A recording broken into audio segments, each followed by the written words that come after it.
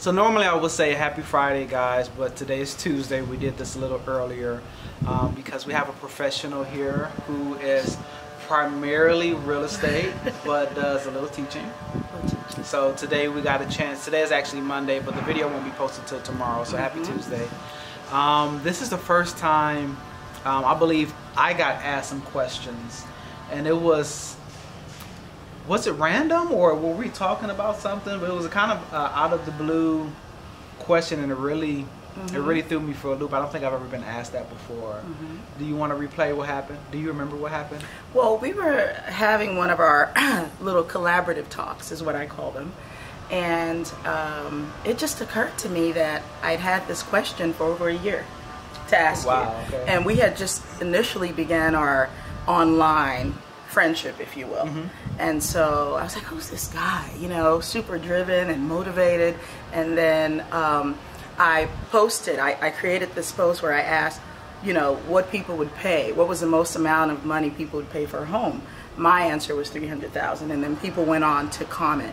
Yours was like 100 million or so. It was just this. That sounds like something I would say. This extreme amount of money. And so I commented back like, oh, ha ha ha, really, what would it be? He's like, no, that's what it will be. Yeah. And you just had this assurance, like you knew this was something that would happen. Yeah. And it was very much, it wasn't cocky or anything, but there was no apologies needed. It was like, this is what I'm going to do. Yeah. These are my goals. And you kind of broke it down as to how this would be done. You're like, yeah, but that's what it's going to be. And I just thought, where does that come from?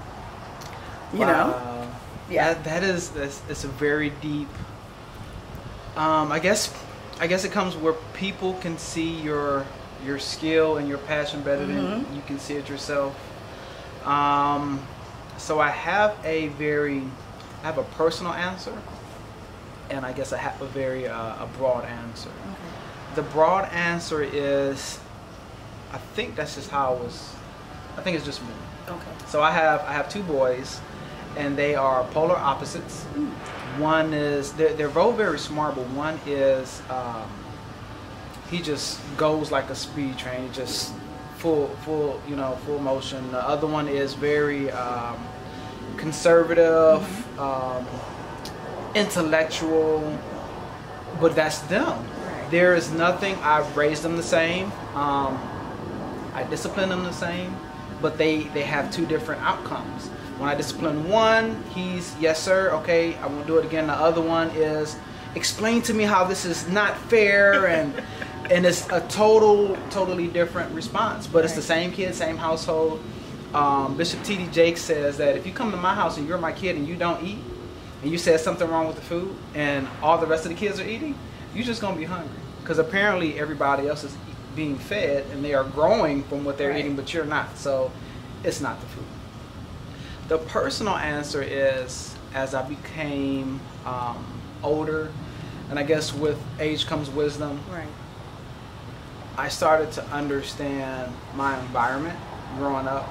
I think it was always in me, but I think it's probably more 80% environment, 20% genetics. So the genetics would be my mother and my father are both very, very hard workers. You know, they're old school. My dad's a late riser, so he might get up at 11, but he might not finish work until 11 or 1 o'clock. He owned a construction company, so we did a lot of carpentry, rehab work. And I started officially working. I guess I'm grown, so he can't get in trouble now. But I started officially working probably when I was 7. Okay. I started helping him rehab houses. Wow. So 7, I actually have a picture. If I can find it, I'll put it on a video. But I have a picture when I was 7, and I was building a brick up on a porch. I was doing masonry work at 7. And I remember the year later, we poured our driveway for the apartment building. We owned the apartment building that I was doing the masonry work on, which is how you can let a 7-year-old. Pretty much. But that's how like a lot of the contractors that build our homes, and you're like, wow, these guys are amazing. And you see them throwing up 4 or 5 bricks in the sky and a person on the scaffold catching them. It's because they probably started when they was really young. Right. So as I began to look at my life when I was younger, part of my life I thought I was really, really poor. And then part of my life, both being really young, Right. part of my life I thought we were rich. Hmm. So when I was 6, 7, around that age, my grandmother owned 2 apartment buildings. So I just thought we own an apartment building. We're Doing what? rich, yeah. Ballers. My grandmother had a minivan with a TV in it, like the big, tube TVs, because back then they didn't have black Yes. panels. We had a TV up there. And Okay. Large. yeah, it was really nice. So the time that she would take me to school, I would get out the car just feeling like I got out of a limo. It kind of was a limo. Wow. So that was the vision of me, or the understanding, or the perception that we had a lot of money. My grandfather had a boat and a mobile home, and I guess they were probably considered upper middle class. He was the first African American in the whole neighborhood. I grew up in Houston, but I kind of also simultaneously grew up in Detroit. Okay. And he was the first black guy basically on his section of 7 Mile. So yes, I know 7 Mile, 8 Mile, 6 Mile, McNichols, whatever. Right. He was the first black person there. Wow. So I guess looking at it from my grandparents' perspective, they were probably middle class, upper middle. They had a beautiful home, 2-story, Right. very large. And not saying that my dad didn't do well, but when it kind of trickled down to my father, he was more. So my grandmother was one of the first, I hope I get this right, but she was one of the first black engineers, or the first black engineer for Chrysler. Right. Like when I started going through, it's mostly my wife, Right. but she's the historian of the family. When we started understanding who my elders were, we were like, wow. My great aunt was a seamstress for, I don't know who the celebrities were, but it was like, I want to say Prince might have been one of them. Look at that. She was like, we were like, wow, Auntie did this? Like, she was cold. My Japanese grandmother, I am part Asian. My mom was born in Okinawa, Japan. I knew it. My grandmother invented something for Chrysler as well. So my grandmother, my uncle are engineers. So I guess that's part of the DNA part. Yeah. The environmental part is my mother, when I was really, really young, when I was in Houston, because I would spend a year here and a year in Detroit. Right. Or a summer here and school in Detroit, or school here and summer in Detroit. So I literally grew up in both areas at the same time. My mom worked for a company called Corgan's, which is now Bailey Banks and Biddles. And it is, from my understanding, like Kay's jewelry, but on a slightly higher scale. Right. They have the Rolexes and the really, really expensive pins. And I grew up playing with diamonds and pearls. I used to watch my mom string pearls together. And I used to see things that a lot of kids from my income bracket didn't get to see. Because my mom, I think, man, she had it rough, for a while when I was younger. So she had to put in a lot of work. Right. She didn't make a whole lot of money, working at a jewelry store. But I got to meet amazing people. I have autographs from like astronauts, because that's what they were coming, buy their watches and Right. stuff. So seeing that, I started growing up and thinking, well, if they can do it, I can do it. Right. There is no difference between they have 2 legs, I got 2 legs. Right. We have the same anatomy. I didn't really at the time. Now that I'm older, I can explain, okay, what's different and what you need to work on to get to that level. I understand there are business connections, but all of that is I guess subjective is the Right. best way to describe it, because whatever they have that you don't, you can get it. Right. If you can read them right, they can read them right. That's basically all you need. You have common sense, and whatever sense or understanding you don't have, you can go get. Between Google, YouTube, Audible.com, the Audible books, Right. there's no deficiency that you have that you can't make up the difference in And the gap. rather quickly, especially nowadays. You don't have to have the whole set of encyclopedias like we had back in the day. You can get information so quickly. Yes. Well, most of it is accurate. Yes. Yeah, most of it is accurate. So let me ask you this. Did your parents, your mom in particular, did they spell out the success model for you? Or would you say you more so witnessed it? It was a way of life. That's just the way, because based on the history that you're sharing with us right now, it seems as though you've been surrounded by people who were striving and succeeding in their very own rights. Yes. So did you ever get the talk? Did anybody sit with you and say, okay, son, when you grow up, you're going to do this, and the family expects you to take over the business, was that conversation ever held? No. Wow. Yes and no. So Okay. my mom, you're going to go to college. Good. Or I want you. So there's a difference between you're going to college and I want you to go to college. There are a lot of families culturally that you're going to be an engineer, or you're going to be a doctor, or you're going to be a lawyer. You don't have a choice. Right. I'm just letting you know so you know what you're going to do. So I didn't get that talk. Okay. I got, hey, which college do you want to go to? Okay. I got I think the typical American, I want you to go to college. What do you think you would like to do? I got that talk. I didn't get you don't have a choice. I think I wish I would have got you don't have a choice, but I don't know. I'm still split because in meeting my wife, at the time she was an undergrad, I think freshman or sophomore in college, and I was you don't need a degree, and she obviously was getting a degree, and Right. we were it was a debate. And then I think after a year or so, we just came to the conclusion that for certain things you need a degree. Right. If you're going to be a doctor, please have a degree. I don't want you working on me if you don't have a degree. No. But you really can't teach entrepreneurism, if that's a word. So did I get the talk? I didn't really get the talk. The questions and something similar, that how you asked me what drives me to be so successful is one of the things that kind of makes me depressed in the 5 minutes that I do get depressed. People from probably 15, 16 years of age have said, man, by the time you're 21, you're going to be a millionaire. By the time you're 18, because I've always thought like this. Right. I had business cards at like 7 or 8 years old. That's I had a amazing. briefcase, man, probably 9, 10 years old. So you knew it was ingrained in you. I was hungry for it. So a different set of circumstances also nudged me. So my grandmother, Japanese, like 90% of people in Detroit worked in the factory. And my thing was, I want to make enough money. I want to buy my grandmother a condo or something in Japan so I can send her home whenever she wants to go home.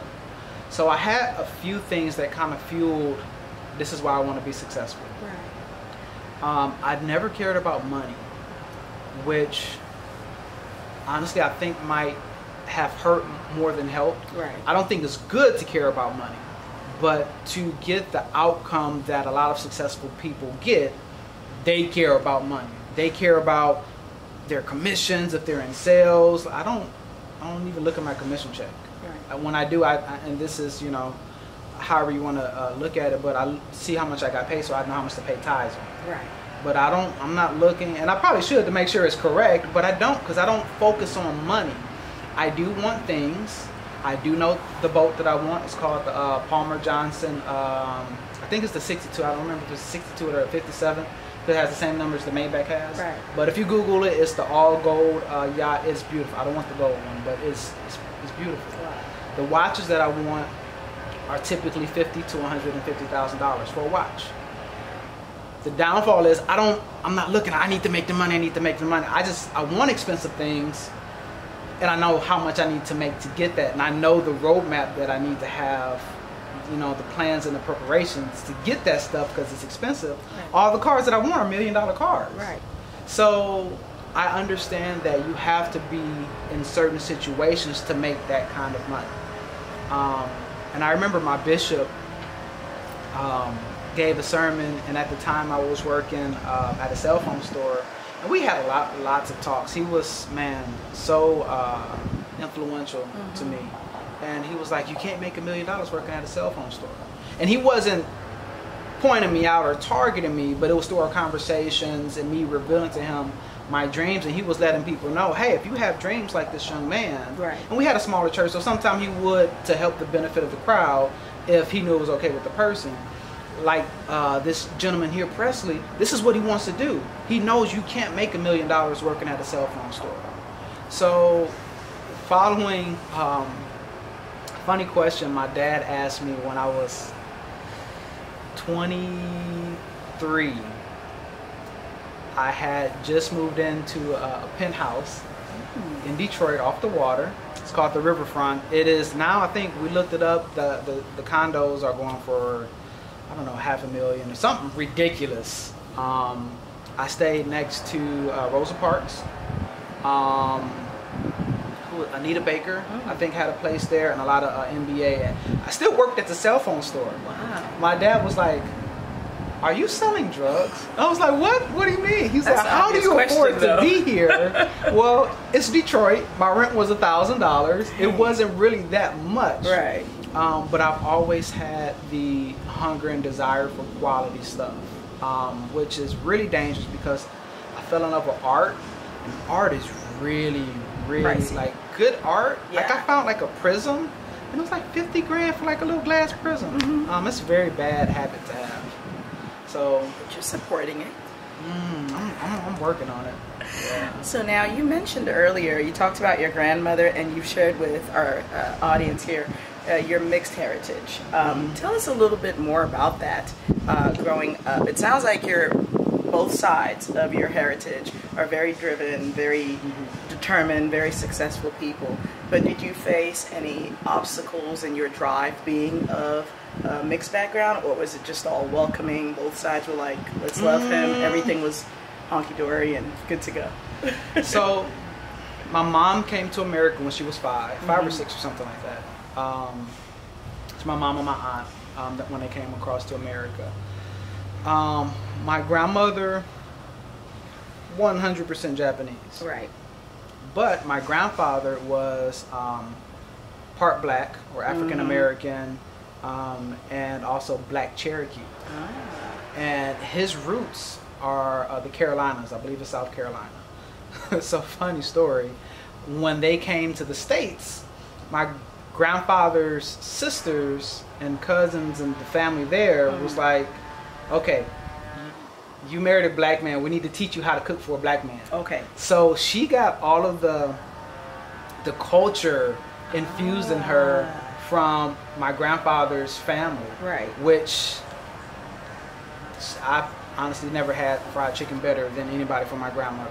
She was fried chicken, macaroni and cheese. But I mean, she learned from, you know, she learned from the Southern women. Yeah. Oh my goodness. Good stuff. You just remembered it, didn't you? It just hit you. You closed your eyes. And the reason why is I would go home and try to make it, and I'm still dumbfounded. So I would look at the pan she would use for the fried chicken, and she's only putting salt and pepper. Like, what is she doing? It wouldn't be. The love. She put a lot of love into it. I still really don't know how she made the dishes so special. Yes.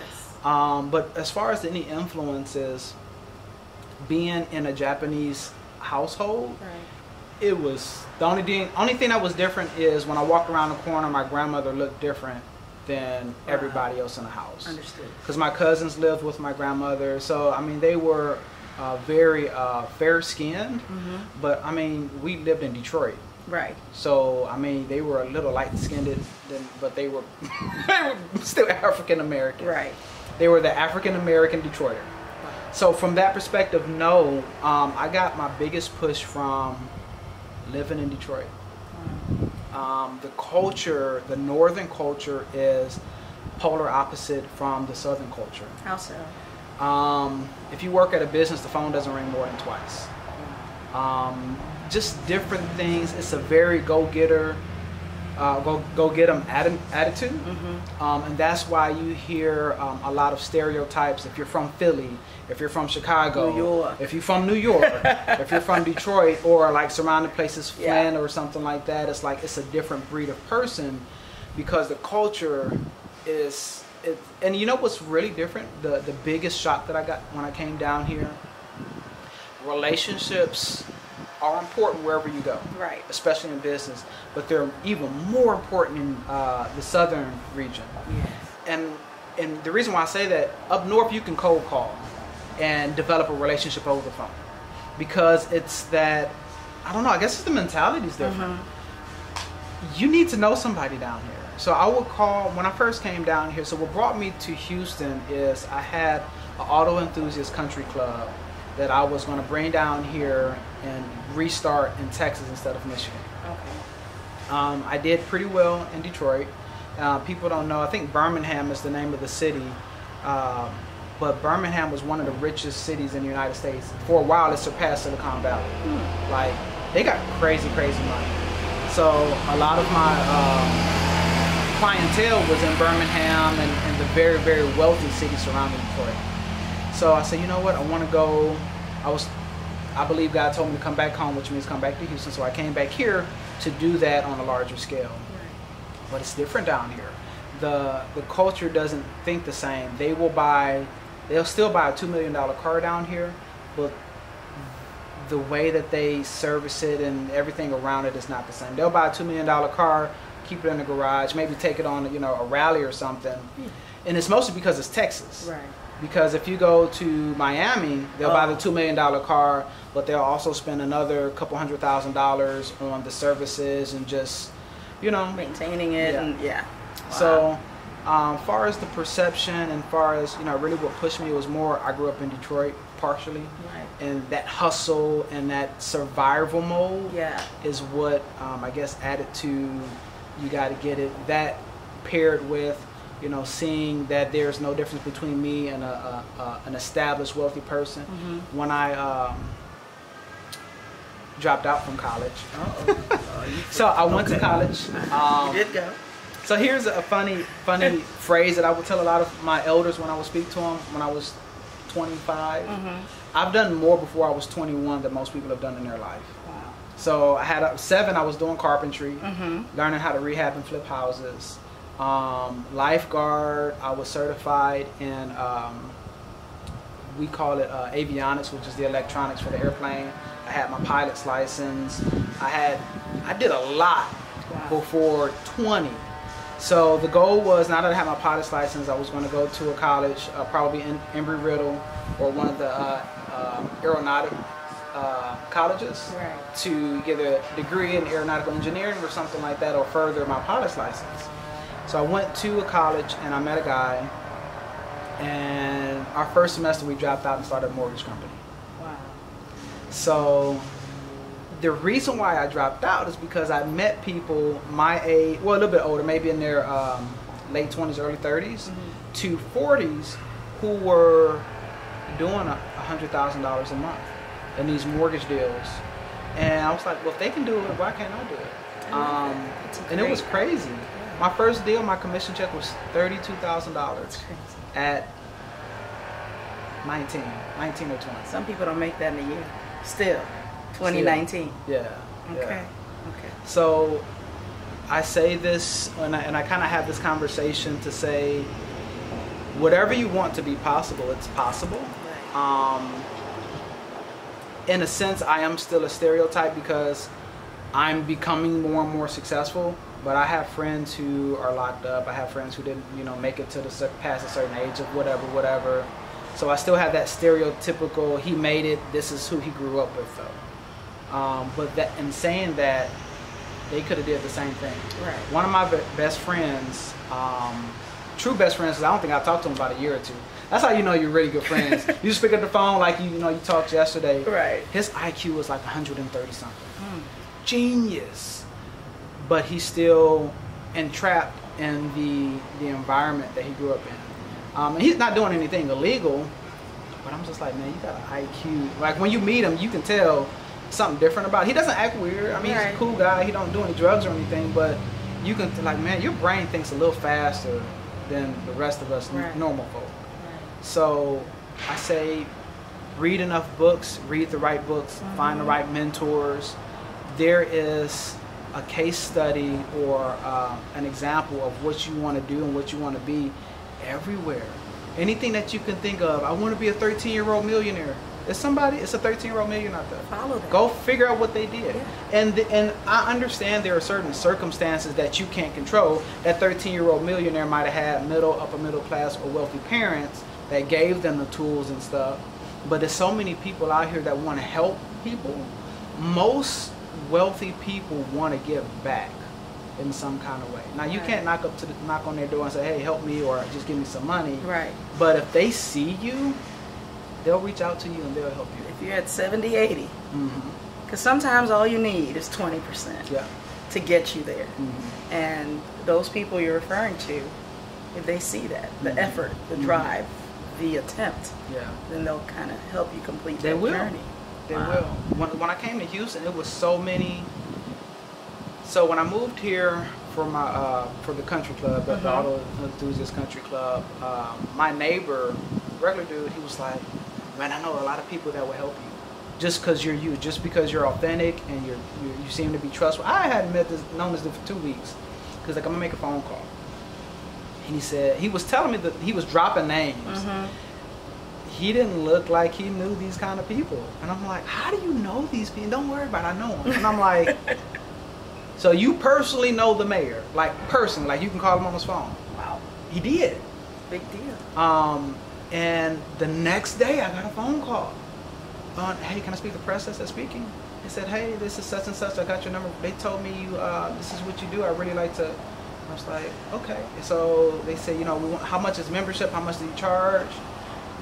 So it doesn't matter. Just come over so we can meet. And when I got there, they was like, yeah, we'll take everything.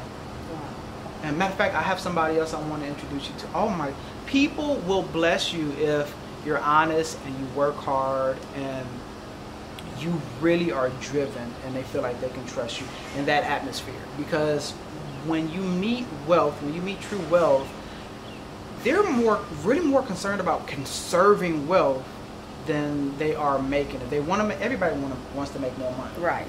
But through tax laws and through other legal forms of moving money around, you can literally make, if you make $2 million a year by doing certain things, legal things with your taxes, you can literally make $500,000 more a year by still making the same amount of money. So they're not concerned about it. I'm trying to get to the next level. They are, because that's how they got there. Right. But they need to be around people who they can trust. And they need to be around people who are going to do the right job. And it's always one more door that you need to get to, and that's the door that leads you into everything. Tomorrow can always be radically different. And everybody who's watching this that's a real estate agent or any kind of sales or any kind of commission-based position where you don't know where your next check is, how big your next check is going to be, it just takes tomorrow for that person to give you a phone call to say, hey, I got your number from such and such. You might go through years, you might go through days, you might go through months where it didn't work out, but it only took 1 second. It only took one phone call. It only took one email. It only took one text message. Can you list my $3 million house? There you go. My cousin, you just sold their house, and I know they didn't talk about me. Their house was a $150,000 house, and it was they're young, and it's their first home or whatever. Right. But they just couldn't stop talking about you, you know. And now, you know, it just takes your character, your drive, and your passion to lead you to where you want to go. And if you think about us as a species, as being human, there's nothing we haven't accomplished. What's the crazy thing? And you know I'm a nerd. I don't know if everybody else knows I'm a nerd, but I'm talking to me right there. Preach to the choir. The invisibility cloak. Like on the cartoons and the movies and stuff, right? They created it. They have a blanket that you can put over and you will be translucent. We've been to Mars. I mean, flying seems so normal, but can you imagine thousands of years ago? Right. And like, how do we fly? I believe that if the idea comes, if you get the idea, that means it was possible. So, and I'm not going to go into the religious parts and you know, all of my beliefs and stuff, but I just believe that if you got the idea, it was already possible. Have you ever noticed when you got a good idea, either if you didn't act on it or when you started acting on it, if you really were sensitive, 3-4 other people got the same idea at the same time? That because that idea had to be manifested. Right. So. Wow. So now, let's talk about the faith a little bit. Okay. I don't know how much of that. I'm super I'm transparent about everything. Yes. Yeah, I have a problem. Yeah. Okay. So, You've mentioned faith a lot, and even when we talk, it's always God willing, and in the car, most of what you listen to, if it's not classical, I know it's gospel. And so you are very much faith-driven, and I need that. I'm somebody who's had sort of the graph experience with my faith. There are times, it's really high up there, and there are times I struggle a little bit, and I have a lot of unanswered questions. But you seem to be pretty consistent and knowing what your source is, or who your source is, right? And so my question is, where does that come from? Did you grow up in that type of environment, or is this something you've acquired over time? That's something I've had to analyze growing up. So I actually have an answer for that. So yes, there are always going to be seeds planted. It's very rare, from my experiences of meeting other people, that you're just doing whatever is considered bad and then instantly you just cold turkey, I'm a Christian, or I'm a whatever that faith is. There's always seeds first. Just like when you meet somebody, it's like, oh, they're attractive. Right. Oh, conversation was great. Okay, yeah, let's go on a date, and then so on and so forth. So my first thing was, my grandmother took me to church a few times. I don't remember. I more remember falling asleep than I remember the actual. But I do remember going, and I think that was the seeds. That was this is a church. Actually, both my grandmothers. And then when it really started to hit me, is my Japanese grandmother had a picture of Jesus when you left the house, right by the front door. And I was always really attentive and aware of things that I probably shouldn't have been at that age. Right. But I just like, grandma she's Japanese. So from my understanding of that age, I was probably, again, 7, 8, 9, something like that. It happened around that age. And I was like, yeah, it did. I was like, isn't she supposed to be Buddhist? And I don't know, and I didn't really know. I never asked, but I was like, whoever Jesus is to her is stronger than what her culture says her religion is supposed to be. Because I was like, I don't think it's supposed to be Christianity. Like, I'm sure there's Christian Japanese people, but it made such a powerful statement. So through my teenage years, I wouldn't say I wandered from religion to religion, or religion to without religion. I was probably like every teenager. I didn't really think about it. I lived life as a teenager. I've always been a pretty good kid. Not to say a pretty good person, because that's a whole nother faith talk. But I didn't get in trouble, Good. And even though I had people next to me doing possibly really bad things, I was just like, I'm good. I was always smart enough to be like, good, I'll watch you, but I'm not participating. So it went from seeing grandma's picture to I went to my Uncle John. Okay, so with Asian, I didn't know this was Asian. I thought it was just us. And then I met other Asian people. It's an Asian thing. All family friends are relatives. Yes, you call them auntie and uncle. I didn't know that. I thought they were my actual aunt and uncle. No, same thing. Okay, so auntie and uncle. It's you see them on the street, multicultural. auntie, uncle. You don't even know. That's how it is. My Uncle John, who was the family friend next door, Uncle John started a church, really small church, and it was just family and friends of family that would come, maybe 20 people in the sanctuary. But it was the old school. Let's read from the Bible. It wasn't necessarily a denominational. We do this thing as a denomination. It was, all right, let's read this. This is what the Bible say. This is how we're going to, so on and so forth. And I started seeing stuff. And the coolest, most powerful, and funniest thing to see is a new Christian who has people around them giving them a lot of information and tools. So when I first got saved, I was trying to cast out demons. Which is typical, because you realize, like, it's actual power, and it's subjective, and everybody has an opinion on it, and I don't knock anyone's faith or opinion.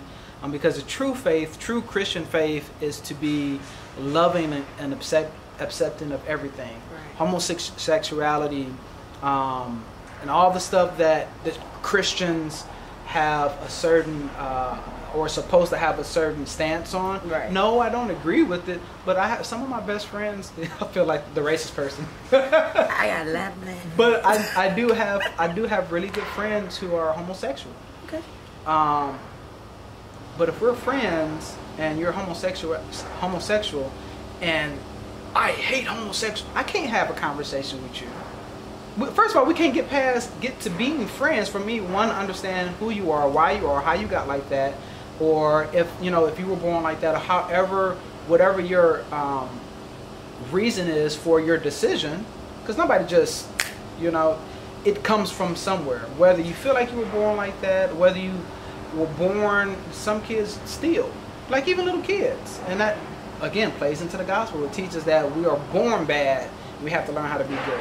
And I believe the French Revolution or something like that kind of plays into that narrative, or maybe the opposite of that narrative. I'm sure people watching know more than I do. But if I can't have a conversation with you to, one, hear you out, I can't do what I believe is right and give you the right information. And the number one rule in the Bible is to love your brother. Love God first, and then love your brother. Okay. So, if you don't do anything else, if you want to be a Christian and you don't know how to do anything else, just love people. That's all you. If you just do that, you finished everything else. That's a great message. So going to Uncle John's church, I became the super Christian. I'm like fresh out. I just got baptized. It is, if you meet the new Christians, it's really funny to see, because they're babes, they are babies, they are really exercising their faith to the full extent, like we're supposed to, right, as adults, exercising our faith in our businesses, in our marriages, in our friendships, and whatever. But what happens is the world, and we learn that stuff doesn't always work out. We're supposed to believe, okay, it didn't work out, but I'm gonna have just as much faith that this business is gonna work out, right, as I did the first time. But we're human, and we're like, oh man, I hit a roadblock. Take a few hits. And it beats you down. Right.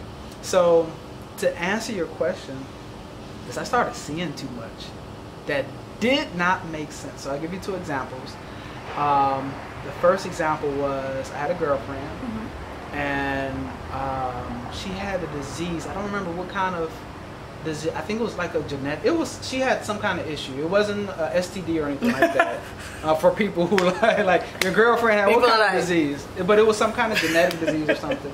And I remember going to pray for her. I'm new Christian, and I remember nobody was home, and it was just me and her. And you're supposed to do the opposite. You're supposed to be romantic, and I'm super young. I met my wife when I was 20. Wow. So everything that I did was pre-20. Right. And I remember sitting on the couch. I don't even think my wife knows the story. Oh, she don't know now. But I remember sitting on the couch, and I was like, I'm gonna pray that spirit out of you. So if Christianity and everything that comes with that spiritually is not true, if it's just a made up whatever to help motivate us, get us through the problems, which there are a lot of cultures who love Jesus but don't believe he was the actual Son of God. Right. But they'll still read his teachings, right, but they just, certain parts they don't believe in, which is, it's okay. She was a Christian, but she was, she wasn't like superhero like I was trying to be. So I started to pray for her, and I started speaking that stuff out, and she almost went into a seizure.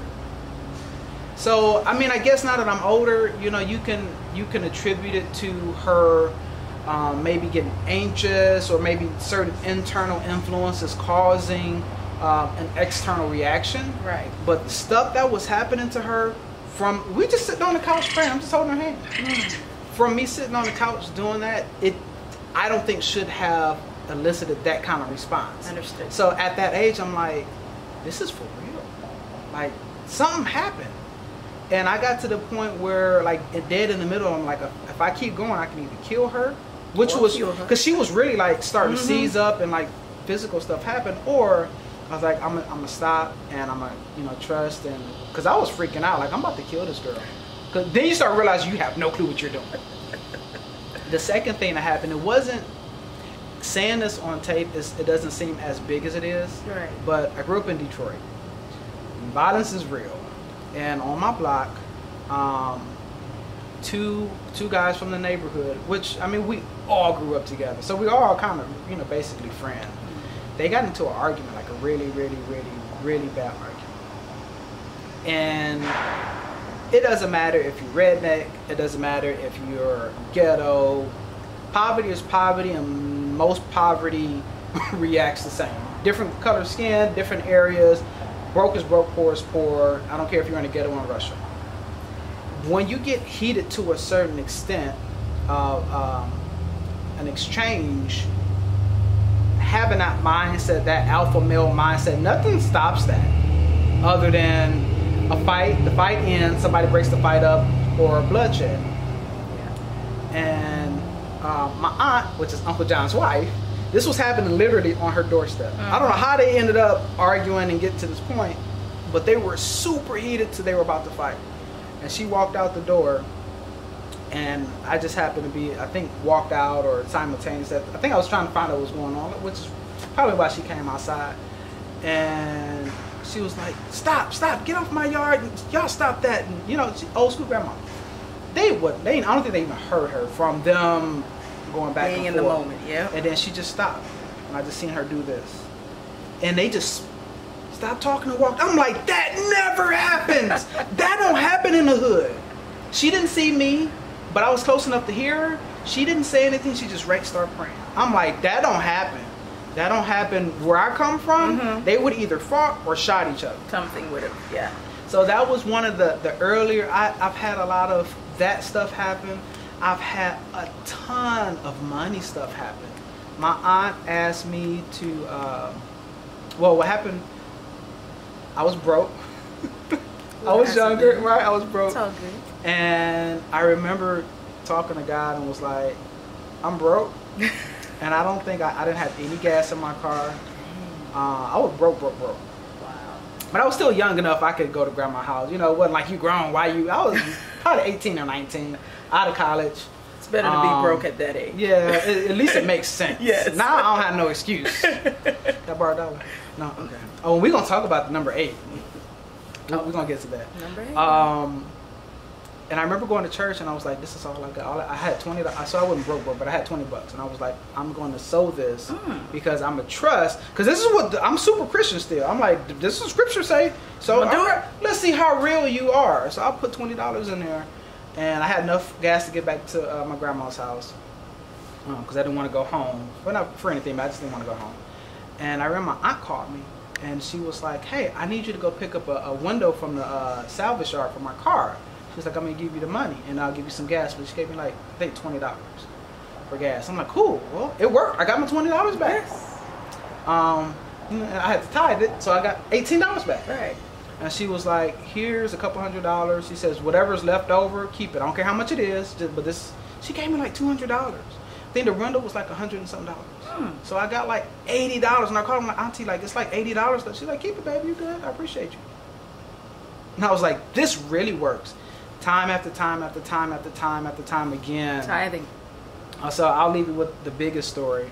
My wife applied for U of M, University of Michigan, and she got accepted, which we didn't think she was going to get accepted because she needed to take the GRE or something like that. I think she hadn't taken it yet or something. It was something like she got accepted. We didn't have money to pay for U of M. U of M is really expensive. Oh, sure. So I went to the bishop and I was like, I don't know what to do. I said, she got approved, but we also found out we were pregnant with my oldest. Okay. She was pregnant with my oldest. And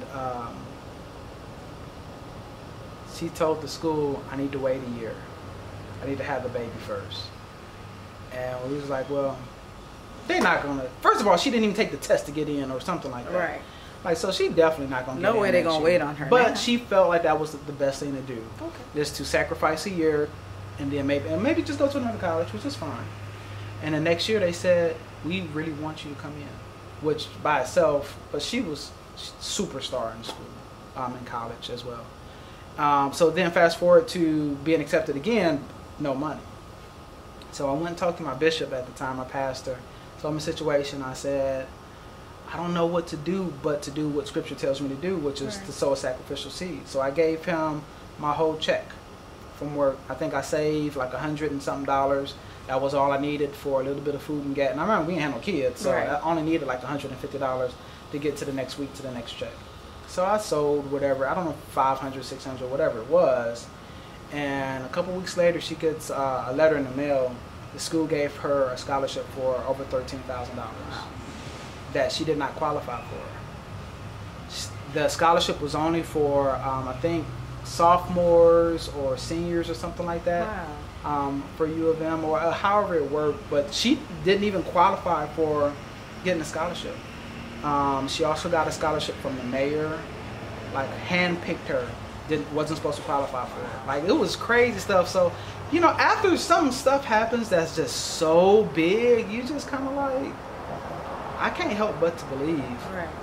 So every single time. So tithing rebukes the devourer. That's what scripture says, which is supposed to mean technically your lights don't get cut off, stuff like that.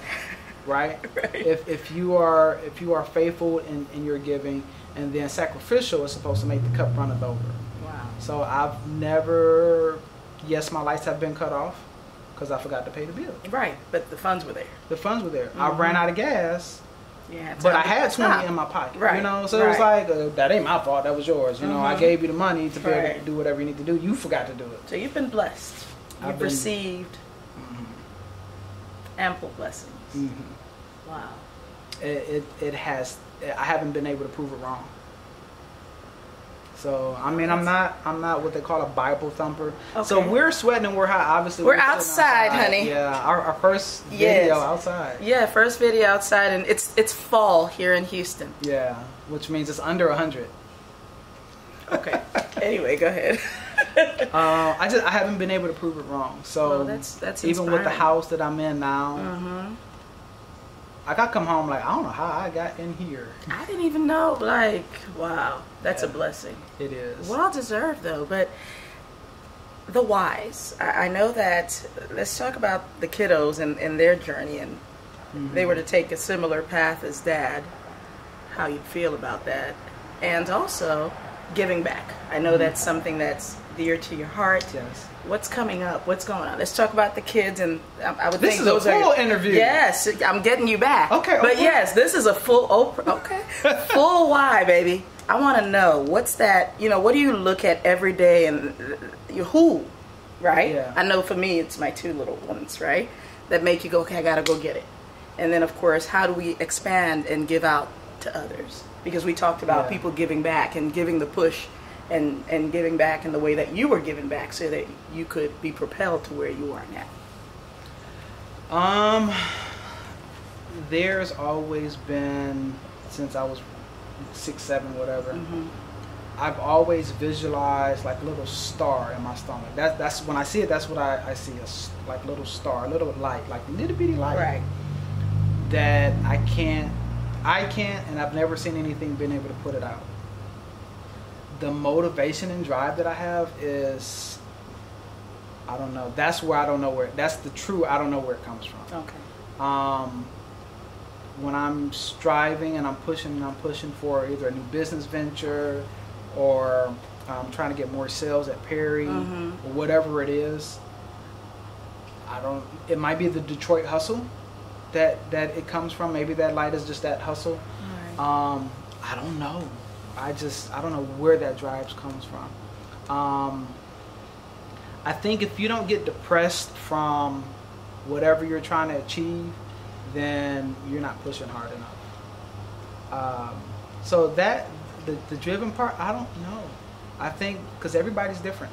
And everybody's not meant to be an entrepreneur. Everybody's not meant to go to college, though. That's true, too. And I think you just have to know who you are. And whoever you are, you have to accept who you are and have that be your passion. So as far as my kids, I don't know. I'm clueless. They're both really, really intelligent. Yeah. They have above average IQs. That's amazing. And they're polar opposites. And I think like most parents, they scare the crap out of me because I don't know what they're going to do. Will you support, you think, just about everything that is productive and positive and law-abiding? You know, if you would have asked me that a year ago or 2 years ago, I probably would have said probably not. Okay. Because I want them. I only tell them to do one thing: you need to change the world. You were not born to be a typical productive member of society. I sound like Bill Cosby, but you wasn't. We didn't have you so you can go be an engineer at such and such. Like other people do that. That's fine, and there's nothing wrong with that. But I think since I've always been, I need to change the world. I don't care about being famous, and I know famous people. It's super scary. Right. I'd rather not be famous. Wealthy, yeah, not famous. But it's, you need to change the world. And remember that idea that I told you? If you have the idea, that means it's meant to be done. Right. I've always felt like my job is to change the world. And my kids' job is to change the world. We're giving you too many tools to do this. And I say this because I think I want to spread it a little bit more. We've been doing life classes on Sunday, me and the kids. Because who taught you about credit?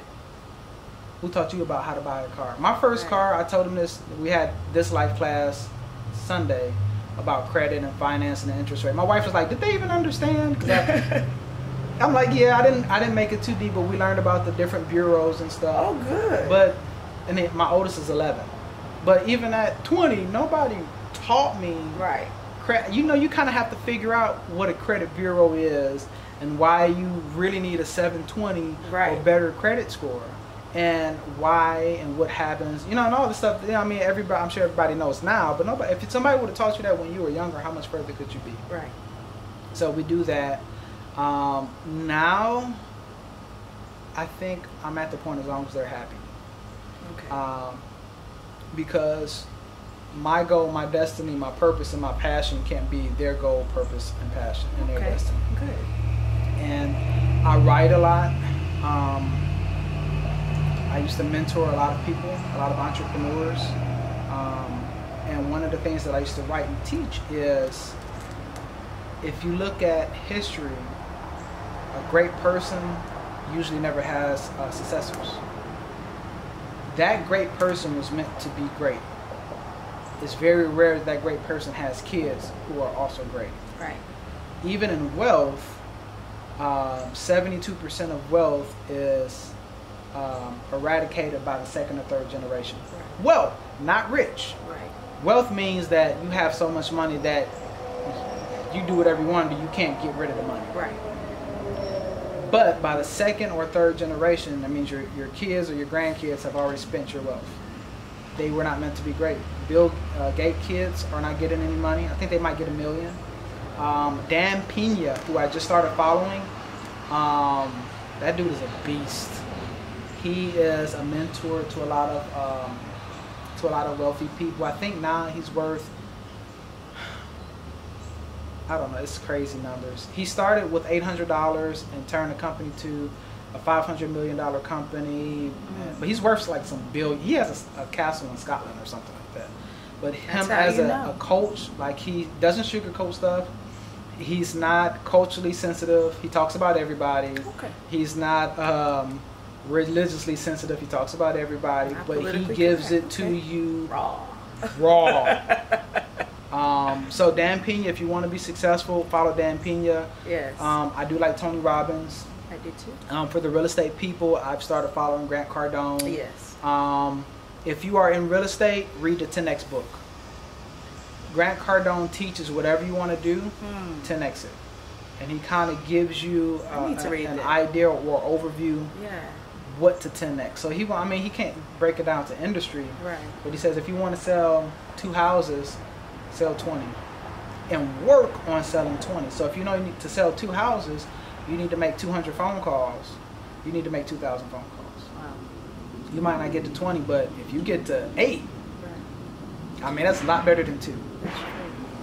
So the 10X book is literally for me better than coffee. Literally, like better than coffee. If I listen, because I do everything on Audible. If I listen to Tony's Grant Cardone's 10X book, I'm so amped up by the time. Oh really? Yes. Okay, I need a daily dose of that. Forget caffeine. Yeah. Let's read. Yeah. Wow. The 10X will have you so excited about your life and your business. It's amazing. Wow. I mean, it's a ton of good stuff. You seem to have some coaching in you. I mean, is that part of the giving back and mentoring? And do you have a target audience that you want to give back? Boys from your neighborhood? What do you? I actually do have a nonprofit. Okay. Yeah. But I shut it down. Oh, okay. Because a nonprofit is actually a corporation who is tax exempt. There's nothing wrong with that. Right. I'm a businessman. Right. I'm a businessman, and I'm also the type of Christian who wants wealth. I have no problem with pastors, preachers, bishops making a lot of money, because the scripture doesn't say it. Everything that Jesus had was really expensive, really nice. His garments were really nice. He was actually one of the people who funded him was a very, very wealthy lady. Where in the scripture it is, I'm not sure, but she funded a lot of his stuff. I mean, because think about it, Jesus didn't have a job. And I don't know if he really asked like for donations, but I do know scripture say he would knock on the door and say, may I stay here? So, but he had a lot of expensive stuff. Everything, I mean, he's, quote unquote the son of God. So, arguably one of the most influential person of his time, whether how spiritual you want to go, he was the Bishop T.D. Jakes on top of the Tony Robbins, on top of the Grant Cardone of our era, on top of the Minister Farrakhan, which, I'm Christian, but I listen to him as well. It's kind of how the Muslim culture looks at the Bible and maybe reads the Bible, but it's just certain points that they don't agree with, but they agree with the teachings. Right. So it's in me. I do get slightly irritated because everybody's a guru now. And there's nothing wrong with that, because if you don't have faith in yourself and you don't have the wisdom, or accept that you have the wisdom to move to the next point, then it sacrifices your confidence. Right. But scrolling down, I'll see a person who never posted anything, and they'll have a picture of themselves or something with a quote, with a very good quote, and it's just, sometimes I feel like I don't need to tell y'all nothing. Y'all got enough people out here, and it's usually good information, but everybody's a guru for it. Everybody's a coach. We're all coaching. All of us. I just realized I was a philanthropist.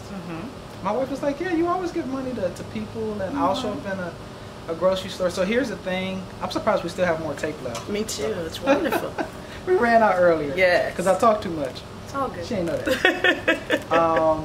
But I would go to like a grocery store. I wouldn't tell my wife this. And I would go in on maybe $100 or a couple $100 and just randomly pay for people groceries and stuff. I don't need to be, selfies where I just bought her groceries or I just paid their light. Right. Just do it. Yeah. And I mean, scripture says that if you bless in the open, then you receive your reward. Right. But if you bless somebody in private, then God will reward you privately. So I like the private blessings. I'd rather get my reward from God than my selfie be my only reward.